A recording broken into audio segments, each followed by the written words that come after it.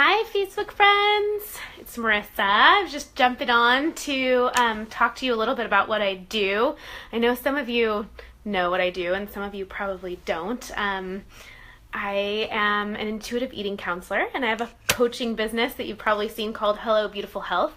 And I help people to transform their relationship with food in order to, hi Mandy, in order to, really have freedom and be able to eat freely without having to worry or obsess about food. And I work a lot with people who maybe struggle with binge eating or emotional eating or really have a lot of anxiety about food. And so today I just wanted to talk with you guys a little bit about some of the fun, different things that around our mindset that really impact our eating habits. So sometimes it's not just about food. Some people know what to eat and they know how to eat healthy and they've studied every nutrition book that exists out there. And sometimes they don't, it doesn't really make a difference at all. And so I really wanted to talk to you a little bit today about some of the little ways that our mind work that actually sabotage our eating habits. These are really funny, and you might actually laugh with recognition about experiencing some of these things. I know that I experienced a lot of these different things when I was a dieter and when I was counting calories all the time and worried about what I was eating. And so you might hear these things and be like, oh my gosh, I totally do that. And it's totally okay. I'll just give you, for those of you who don't know, I'll let you know that I basically from the age of 10 to 30 was on a diet. Now, I didn't consider it a diet because I was eating really healthy, but let's just say I was obsessing about food and what I should eat and what I shouldn't. And I did everything that existed, low calorie, low sugar, no sugar, paleo, the Whole30. I did the Whole30 before it was called the Whole30, giving up all processed foods. I did it all, and I still had a little minor addiction to it. I was still, hi Matt, hi Deanna. I was still kind of addicted to food. I was thinking about it all the time. I had no control when it came to food in the lunchroom or, anywhere. Any sugar that was in front of me, I was going to eat it. And also, I didn't have a healthy relationship with myself around food. So that's really the amazing part about intuitive eating. I'm only going to talk about mindset today, but intuitive eating is this entire transformation of the self. It's about the food, it's about your body, it's about how you relate to yourself, it's about your choices and your habits and your lifestyle. Hi Beta, thanks for joining. And it's about all of these different pieces at once. And so that's really what I love about intuitive eating. It's not just about the food, because if it was, you wouldn't have any concerns about it, right? It would be easy to eat healthy. So hi Jeanette, thanks for coming, and Victor. Okay, so let's go on to some of these really fun mindset things that happen to us when we're not eating. When we're not eating intuitively. Okay, so intuitively eating means that you use your natural body cues to eat rather than trying to follow or stick to a diet or a eating style or something like that. So the first one is called Last Supper eating. I know it sounds funny. So here's how it goes. I'm going to start my diet tomorrow, so I may as well eat every single food that I won't be able to eat today. Next thing you know, you've eaten an entire box of cookies. And I know this happens to people all of the time. You're like, okay, I'm going to start my diet tomorrow. I'm going to give up, eating whatever tomorrow. And you go crazy the day before. You go nuts. You're like, okay, well, I have to have ice cream. I have to have cookies. I have to have, my hamburger that I thought I was going to give up. And you eat way more than you normally would have had you not had it in your mind that you were giving it all up the next day. And then half the time you don't even start your diet tomorrow. Right? Half the time you say, okay, I'm going to start eating healthy tomorrow, and then something happens and you can't, and you don't even start your diet. So that's the first one, last supper eating. It's this last chance to eat something that is maybe not on your list of healthy foods before you go on a diet. With intuitive eating, there is no last supper eating because you're really just eating what what feels good and sounds good to you in the moment, and you're listening to your body cues. So our body doesn't actually crave or desire to eat mounds and mounds of ice cream or a whole carton, because that makes us feel sick, right? But our mind has us feel like we need to eat that much, okay? So the second one is called food competition. This is when there's something you really want to eat, and you're in a large group of people, and a fear sets in that you might not be able to have it because it's going to run out. So you go and you grab one and you eat it quickly, and then you grab another one so that you don't miss out. And this is really common in people who grew up in large families. I actually experienced this with dessert. Hi, Hasmine and Hector. Thanks for coming on. I was so addicted to sugar that I hated to share my dessert. It was like, stay away, you can't have any of my, cake or whatever it was that I ordered, because I wasn't going to be able to have it, because it was something that I didn't allow myself to have very often. And so there was this like mindset that had me go, oh my gosh, I have to eat it and have to eat all of it because I'm not going to be able to have it again. Okay, so the next fun one is returning home syndrome. And this is when you go home to visit your family and you're so used to being on a diet, or you're so used to eating healthy or clean at home that you cannot resist your home cooked meal. It's been so long since you had your mom's cooking or your childhood comfort food, so you eat and you eat and you eat. And this is really common as well. You really just... it has to do with satisfaction. So the food that you eat at home, or that you normally have on a regular basis, isn't necessarily like tasting all that great to you. It's not satisfying to you. So you go home and you can't resist, and then you're eating way more than you're even hungry for. Maybe binging, maybe you eat till you're sick, instead of asking your body and getting in touch with if that's really what you want. So when you become an intuitive eater, you can actually be like, do I really want this pasta or lasagna that my mom is, making right now? Or is there something else that I really want besides that? Maybe I want more salad. And so it really just changes the way that we think when we start to think, well, what does my body want rather than my mind? Okay, so the next one is empty cupboard syndrome. And the empty cupboard, this happened to me in my 20s. I would go from, it's when you rarely have food at home because you don't go grocery shopping, or you feel like you can't keep food in your house. So your eating habits fluctuate from feast to famine. So feast when you have groceries, or famine when you have nothing.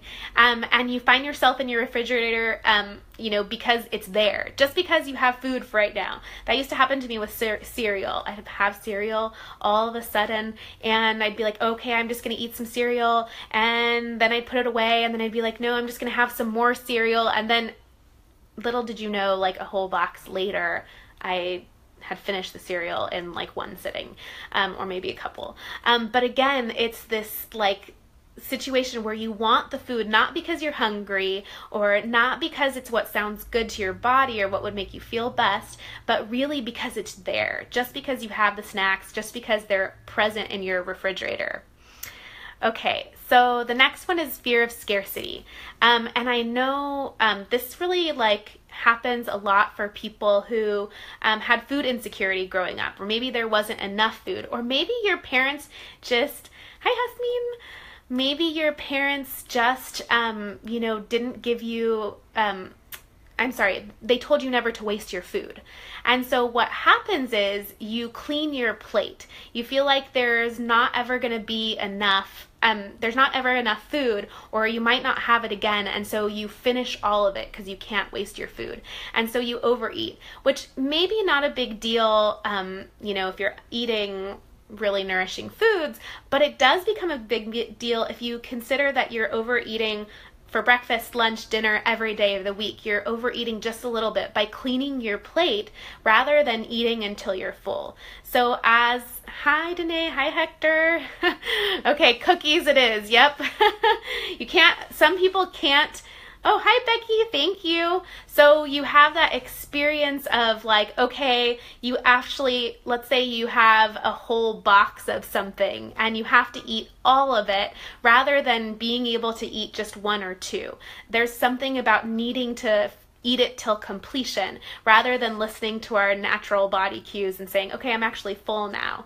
And again, this all has to do with our mindset. It's not our body. It's not that there's something wrong with you. It's not that like you don't have control. Hi, Pat.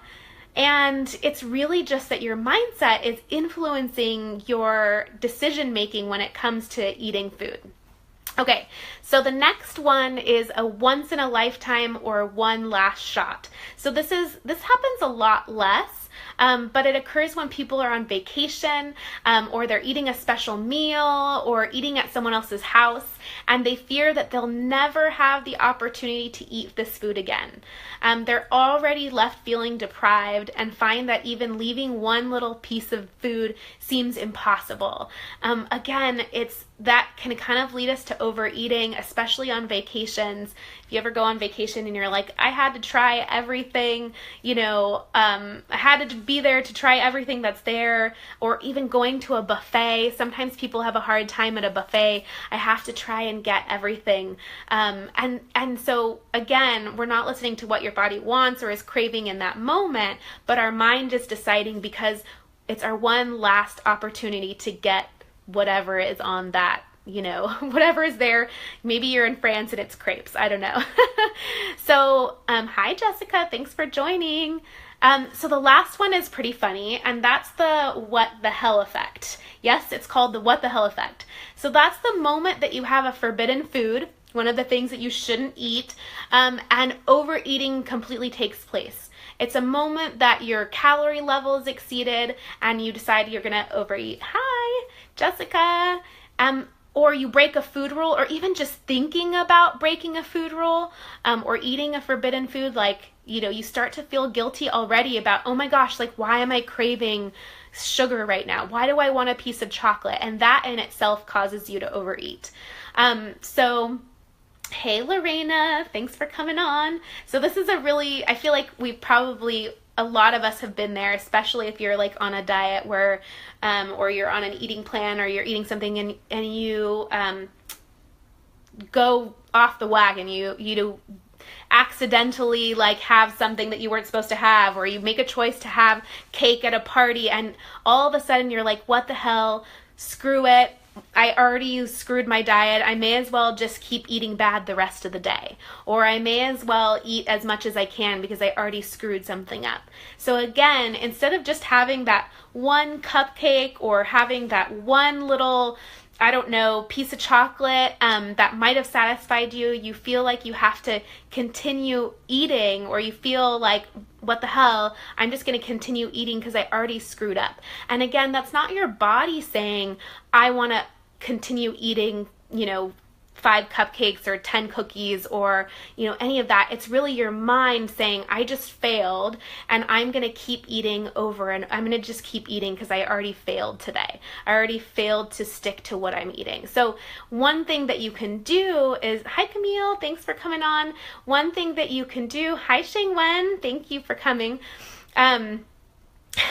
Luis, you love chocolate cake, but you've been resisting it. Oh my gosh. Well, now you have some tools. Instead of having your chocolate cake and you get to sit and enjoy it, and you get to really be mindful about it. So have your chocolate cake. Hi Tamra. Thank you.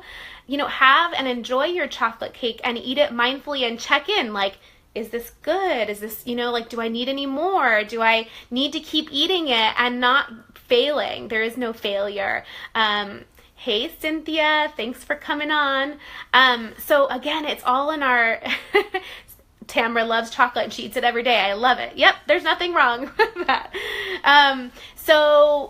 Again, these are some things that, really our mindset plays a big role. Oh, thanks, Deanna. She says I liberated her from guilt. Yay, good. Hi, Nasim.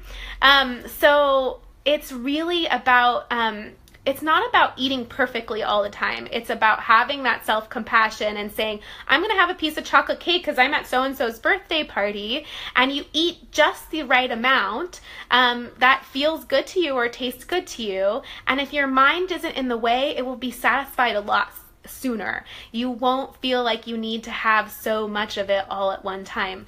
You won't need to feel like you need to keep eating it, and you also won't feel like you failed. Oh, thanks, Mandy. Hi, Lindsay. Welcome. So one of the things that you can ask yourself, and this is like the golden question that I give everyone to ask themselves, is, if I can have this tomorrow, do I really want it today? Okay, and for those of you who work in the wellness space, or for those of you who, maybe you overindulge every once in a while, to check and see if your mind is really getting in the way, if it's really your mindset, you can just ask yourself, is this what I need right now? Is this what I really want right now? So if you ask that question, you can check in for a couple things. Am I actually hungry? Okay, and if you're not hungry, then it's likely you don't actually want the chocolate cake. You actually need something different. Okay, it's likely you need love, or it's likely that you need, something else like relaxation or stress relief. It's not the cake that you need. Now, if you're hungry and you want the chocolate cake, check in with yourself and say, if I can have this chocolate cake tomorrow, is this really what I want right now? And maybe you haven't eaten in a while. Maybe it's like been a while since you've had anything, and you're really, really hungry, and you actually need something nourishing, or you actually need to have a meal. So have your meal, and then you can have the chocolate cake if it's something that you still want. So really, again, if you ask yourself that question, hi, Randy. Hi, Hasmin. Let's see. I think you had a question. You said something. Let me see if I can find it. I'm not sure if I can get to it. It's not easy to think before you eat and think before you drink coffee. Oh, yeah. Coffee definitely keeps us from feeling hungry, okay? It actually makes your hunger cues decrease. However, when we don't eat when we're hungry, we definitely tend to eat more after that caffeine wears off. But water is good, and checking to see if you're hungry or not is really important. Let's see, Jennifer. Hi, Jennifer. Welcome. So it's 1 a.m. London time, and you still want some kind of supper before you sleep. Okay, got it. So are you hungry is the question. So sometimes we do need something to like relax us before we go to bed. So what would be awesome is to check in and see if like you need something to calm anxiety. Sometimes sugar or sometimes something comforting like for example, milk or cream is like an anxiety food, like a food that helps us reduce anxiety. And so we crave something creamy. Okay, so you're not hungry. Okay, good. So what else is it that you need? If you ask your body, like tap into your intuition and start to ask, like, what is it that I really need right now? I'm not hungry, but what is it that I need right now? Is it something that you could do for fun? Is there meditation? Is there journaling? Is there something that would help you clear your mind and relax? A hot bath would be like something that would be awesome, that would help your body kind of calm down. That would be something that would absolutely work. Okay, let's see if there's anything else on here. Thanks so much for sharing it, Becky. All right, Mandy, yeah, if I can have this tomorrow, do I really want it right now? I think that that's really, really key. It's a really awesome question to ask. So, well, it was awesome being with you. I'm going to be here again on Facebook Live on Thursday talking a little bit more about mindset. Next week, I'm going to talk about our relationship to our body and our eating habits. And then the following week, I'll be talking about our relationship with spirit and why like our relationship to ourselves is really related to our eating habits. So I would love for you to join me again. It'll be, Camille, why the question? So the question, I think that you're referring to is if I can have this tomorrow. Yeah. Okay, good. So what that does basically, if I can have this tomorrow, do I really want it today? Okay, so if I really want it today, then you want to honor that you want it today. Now, if it's something that you're having that's really not nourishing for you or doesn't make you feel good, you might want to check in and see what else is there for you if you want something that you know is not going to make you feel good. But what it does basically is if I say I can have it tomorrow and not today, you're tuning into your body rather than your mind, which says like, I want to have these things that I'm not supposed to have. Okay, so it's not necessarily that you're going to eat it tomorrow, but tomorrow, the next day, you're going to ask yourself again, well, do I really want chocolate cake? Do I really want these cookies right now, or is there something else that I can have that would be nourishing to me? So it's essentially helping you get your mind out of the way from deciding, basically being why you decide to eat that food. So a lot of the times when you start to tap into that, you'll start to actually see that your mind's like, actually, no, I don't want that donut that's on the lunchroom table. You actually want something nourishing because you're hungry, and you're like, okay, I don't want a donut, but what do I really want? And you start to tap into like, what does my body really want? Because if you can have it tomorrow, then you would have it, you wouldn't be concerned with, sometimes our mind is like concerned of like not ever being able to have that again. Okay, let's see. Do I do EFT for cravings? I haven't. I do know some people who do use EFT for cravings, but I have not used it.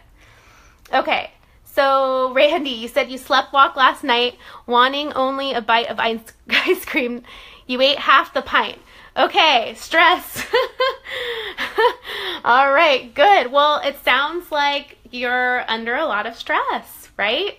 So, and you probably weren't hungry. My first question would be, do you feel like you ate enough during the day? Because sometimes when we don't eat enough, we crave sugar. So that could be one thing. And then the second thing is totally stress. So instead of being afraid of the ice cream, you don't have to lock it in your freezer. That would be really annoying probably every time you need to get something else out, would be to work on reducing your stress levels. So what are those things that you can do that bring you back into like a centered, grounded place that have you feel less stressed? What are those things that you can do for yourself that would have you not choose those ice cream in the middle of the night? You must be really, really stressed out. And one way actually is that sometimes when people eat more protein or they have more healthy fats in their diet, they actually have less of a craving for ice cream as well. And sometimes you can also find you can also find an alternative. Yeah, totally, Camille. Totally more fat. So that might be something. Maybe you're not eating enough high protein or fat in your diet, and that would help you curb your cravings. But it sounds like you might be emotionally eating and feeling stressed out, since it's kind of a combination of like the both. All right, guys, I'll be back on Thursday. I have to jump on. I'm going to be jumping on Instagram right now to be with my Instagram tribe. And so you're welcome to if you came in late, you're welcome to join me there. I'll be back Thursday at 5:20 on my personal account. All right, have a really great day. Bye.